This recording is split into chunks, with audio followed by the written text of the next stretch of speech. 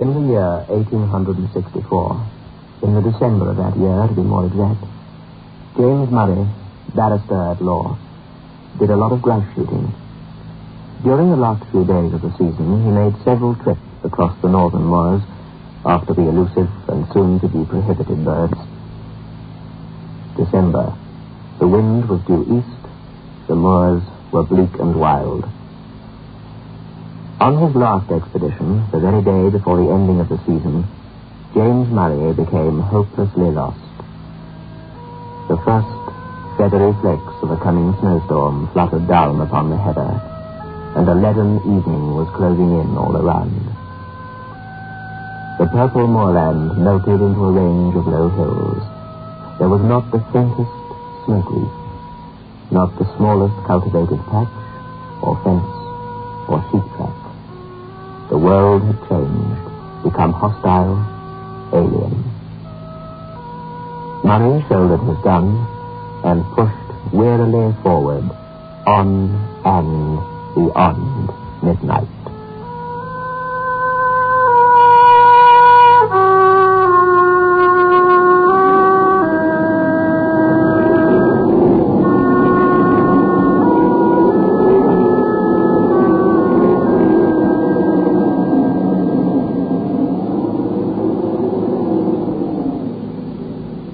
Biotex, the new soap and pre-wash powder, presents Beyond Midnight by Michael McCabe. I had a letter recently from Mrs. V.P., head of 7th Street, Parkmore, Johannesburg, and she said, "I cannot fully describe my utter delight on returning to the washing to find the stubborn stains of 2 months' standing completely removed. I am so glad I discovered your product, Biotex." And now Mrs. J. Longman of Cambridge, West East London, wrote to say, "Just a word of thanks for your new soap and wash powder, Biotex. I find it almost too good to be true. I've just finished my first packet, and I washed all my baby's woolens with it, and they really do stay white. And what is more, they keep their shape so well, too. Once again, thanks for a wonderful product. I'm just hoping you won't wait too long before putting a large economy-size packet on the market." Well, thank you, Mrs. Head of Parkmore, and Mrs. Longman, for your endorsements. I, too, can endorse Biotex by making certain claims to you, ladies, the most important of which is that with Biotex, the stubbornest, the very stubbornest stains just vanish merely by soaking.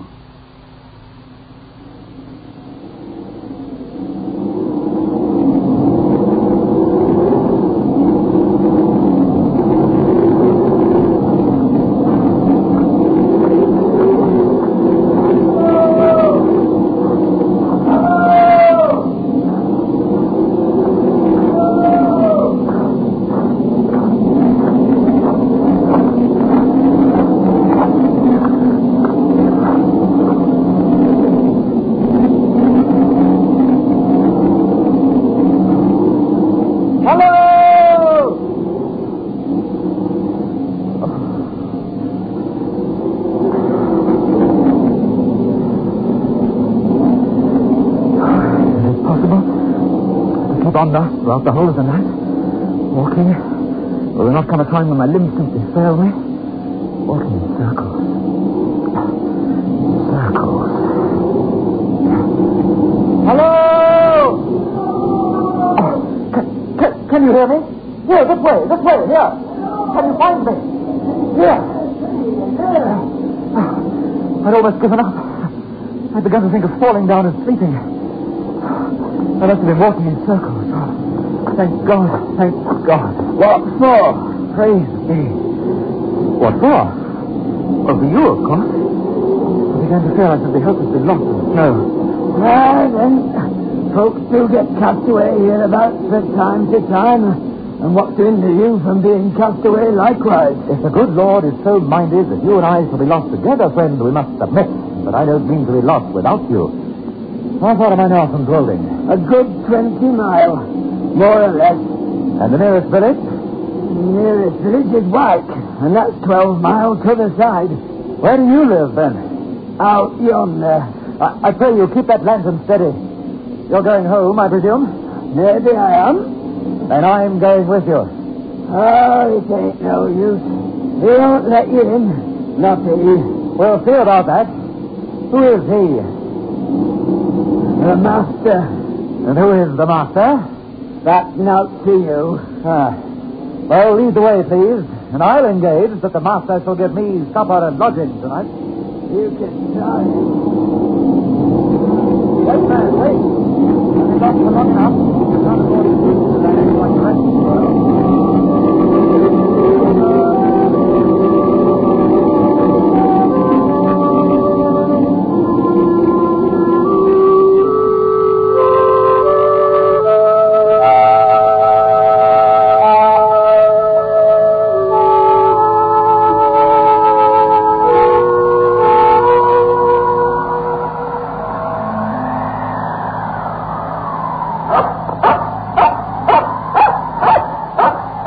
Is this the house? Aye, it's the house. Down there.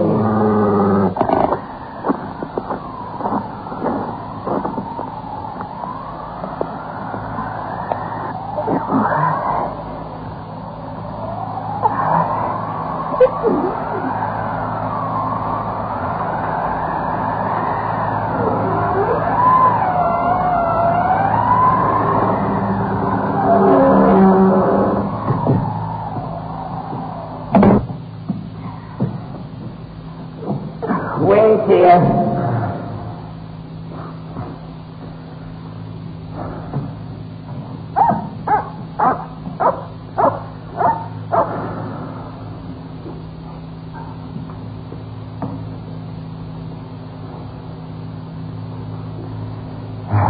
Children, at least.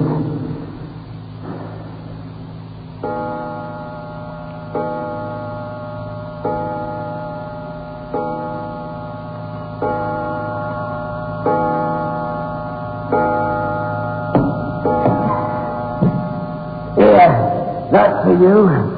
Yonder his room. Go in.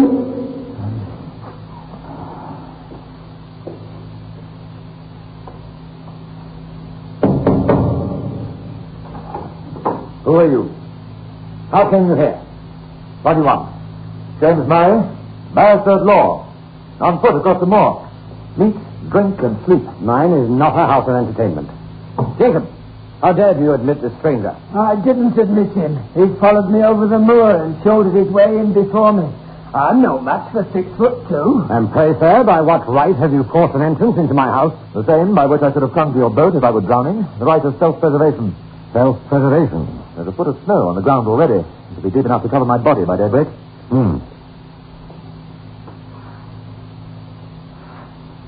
It is true. You can stay here if you choose till morning. Jacob, serve the supper.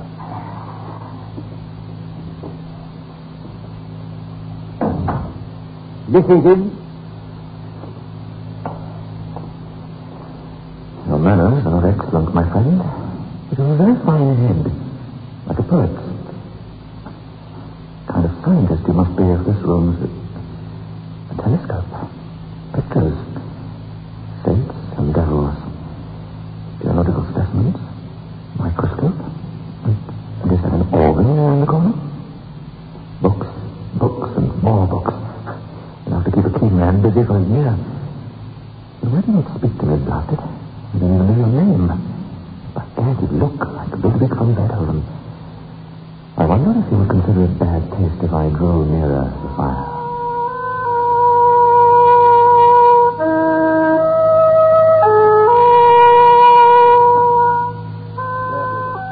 On the table. I have only the homeliest farmhouse fare to offer you, sir. Your appetite will, I trust, make up for the deficiencies of our larder. Ham, eggs, bread, and what appears to be a bottle of excellent sherry. My friend, I can think of nothing better. Thank you 1,000 times, thank you. You have preserved my life. Please be seated. Was the food upon these dishes be poisoned, I wonder? Forget it, I cannot help it. At least I shall expire with a full stomach.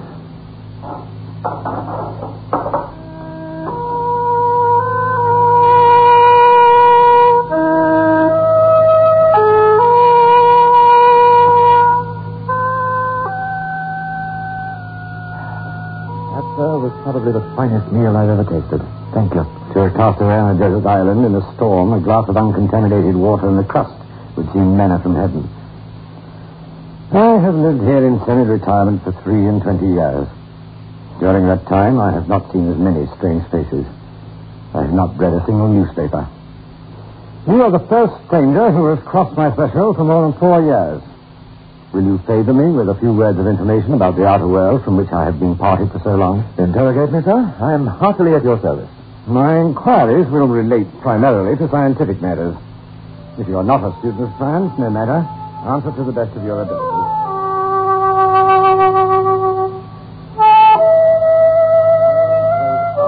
More and more skeptical of all that lies beyond its narrow radius.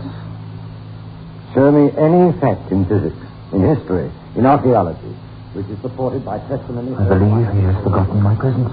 Attested by all. Here is a brilliant man, a man of vision, spurned by his contemporaries because of his greater knowledge, a man born out of his time. If it were not for my poor dear wife waiting for me anxiously, I swear I could listen to this man all night long. Branded as a visionary, held up to ridicule for my scientific beliefs, hooted from that field of science in which I'd labored with honor for during all the best years of my life. These things happened just 23 years ago.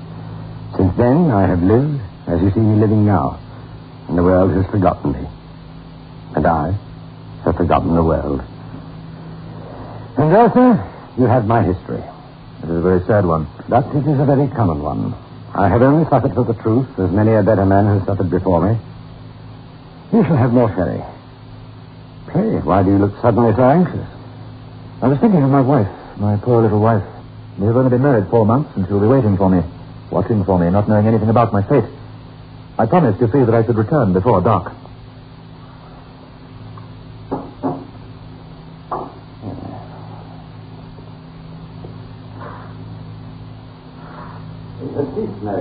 Ceased?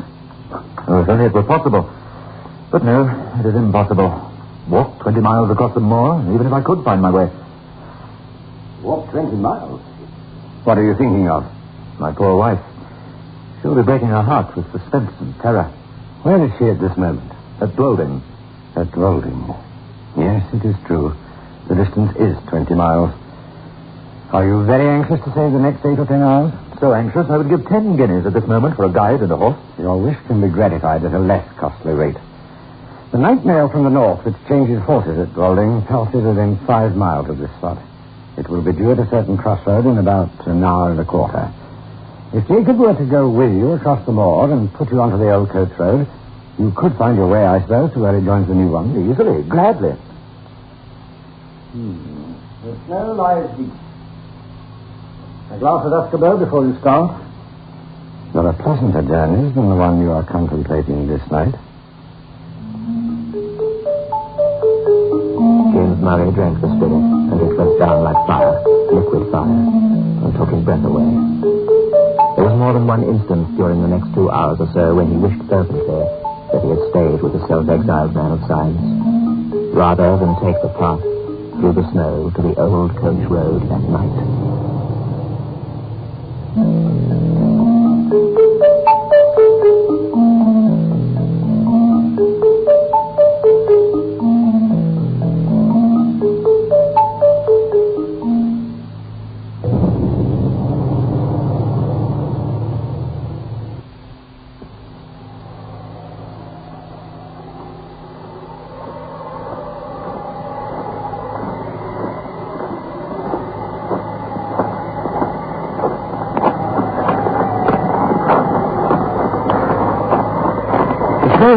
And yet I cannot remember such bitter cold. Not a single star. Your master is a very eloquent man, Jacob. A brilliant man. Deep. Walking is difficult, to be sure. How much further to the coach road? After those hours of talk from the master, walking with the servant is like attempting conversation with a tailor's dummy.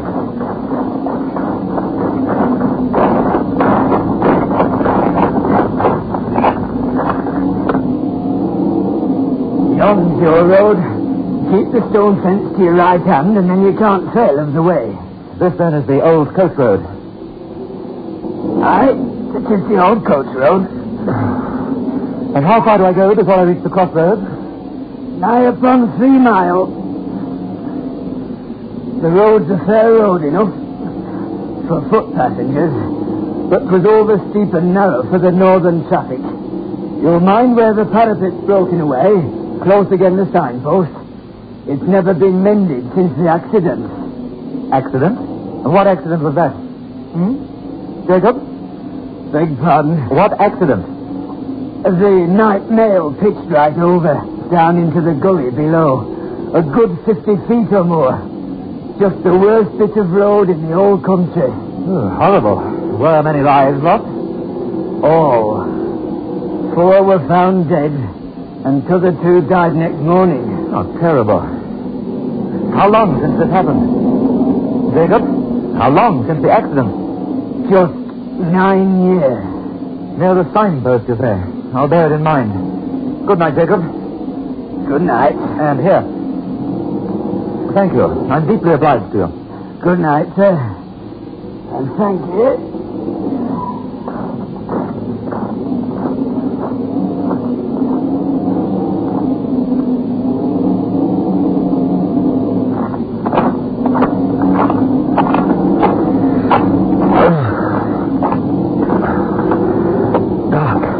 Dark. But there's the stone fence.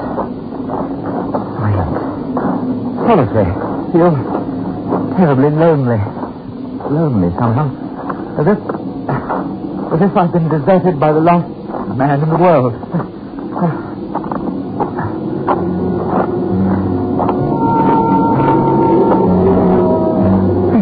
Like ice. It is as if I'm scaling some gigantic Alp.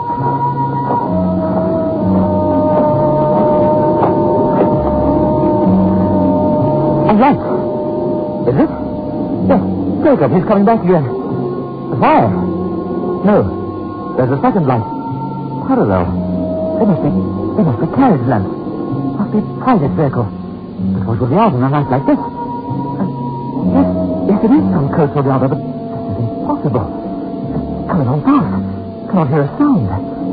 No. Looks strangely lofty. It is possible that I passed the crossroads in the dark. Jacob said 3 miles. I have to walk. Can I lift the coach underneath? No, I would never have missed the signpost. And then the coach, for coach it certainly was, bore down upon Murray, came around a bend in the road and came towards him fast. Guard, driver, 1 outside passenger, 4 steaming greys. The lamps blazed like a pair of fiery meteors. Hello, wait there, coach, hello, coach! And the coachman pulled up. The guard, muffled to the eyes in capes and comforters, and apparently sound asleep, neither answered Murray's hail nor made the slightest effort to dismount. The outside passenger did not even turn his head. Murray clambered inside the coach, and the coach started again, as noiseless as ever.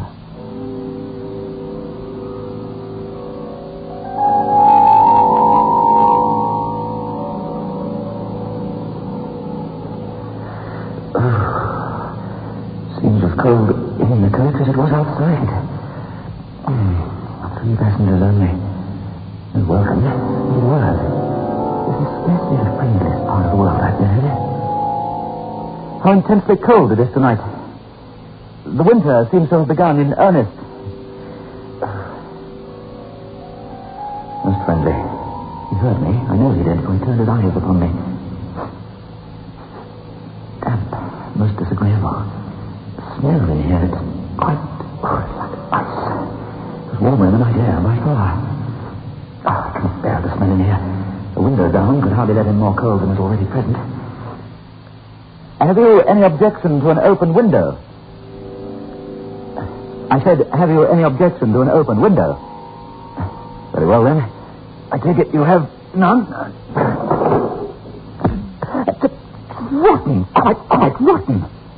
This window. I'm sorry, excuse me. This window is covered with mildew. Have you noticed? Anybody? Have you? The whole coach is in the very last stages of dilapidation. Decaying. Look. It's hardly safe, is it? How can it possibly be safe?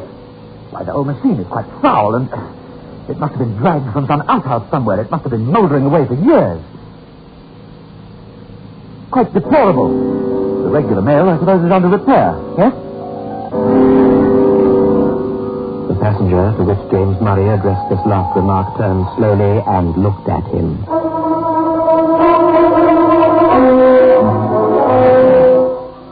Murray knew that he would never forget the sight of that face as long as he lived. He turned cold at heart under its scrutiny. The eyes glowed with a fiery, unnatural luster. The face was livid as the face of a corpse. The bloodless lips were drawn back as if in the agony of death and showed the gleaming teeth between. Murray turned to his opposite man. He too was staring at him with the same startling pallor in his face and the same stony glitter in his eyes. What are you? What are you? And then Murray realized that none of the passengers in that coach were living men, not living men as himself. A pale, phosphorescent light, the light of putrefaction, played upon their awful faces, upon their hair, dank with the dews of the grave, upon their clothes, earth-stained and dropping to pieces, upon their hands, which were as the hands of corpses long buried. Only their terrible eyes were alive, and those eyes were all turned menacingly upon James Murray. In that single instant, brief and vivid as a landscape beheld in a flash of summer lightning, he saw the moon shining down through a rift of stormy cloud, the ghastly signpost rearing its warning finger by the wayside, the broken parapet, the plunging horses, the black gulf below. Then the coach reeled like a ship at sea. Then came a mighty crash, a sense of crushing pain, and then darkness. Brilliant. A man like that. Exile. Fine food. Ceased snowing. Ceased snowing. Ceased snowing. Ceased snowing now. Hopeless. Walk 20 miles across the moor. Across the... Where is it? Dwolding. Dwolding. Dwolding? Dwolding. Oh, we found it there. Across the... Who died next morning? 20 miles. Across the... Next morning. Found there. Across the... He fell. Close against the junction of the old coach road and the new. Oh, thank God you were saved. Thank God. You must have lain for so long in the snow. Soft snow. They found you at daybreak. 2 shepherds. The letters in your pocketbook showed your name, and I was summoned. You were so long in danger. So long. So many days, weeks. The surgeon said you had dreamed in your delirium. Such a frightful dream, my love. Such a frightful dream. Oh, James, my darling, safe now. Graves. Others may form what conclusions they please. I know that I was the 4th inside passenger in the Phantom coach.